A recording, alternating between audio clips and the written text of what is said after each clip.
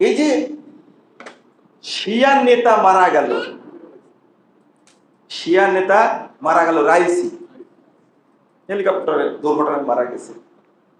তো শিয়া নেতার জানাজা পড়ালো খমিনি, নাউজুবিল্লাহ। এইটা নাকি আমি কিন্তু শুনিনি, বলছে যে এটা মুসলমানের জানাজাই না।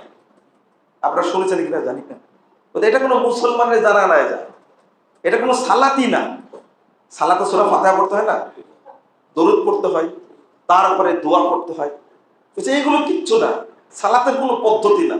নীরবতা পালনের মতো লাশের পাশে দাঁড়িয়ে আছে। আর এই লাশকে সমবেদনা জানানোর জন্য বিভিন্ন দেশ থেকে আসছে। দেখেন, একটু চিন্তা করেন, লেবাননের হিজবুল্লাহ নেতা আসছে, সিরিয়া থেকে উপপ্রধানমন্ত্রী শিয়া সে গেছে, হামাস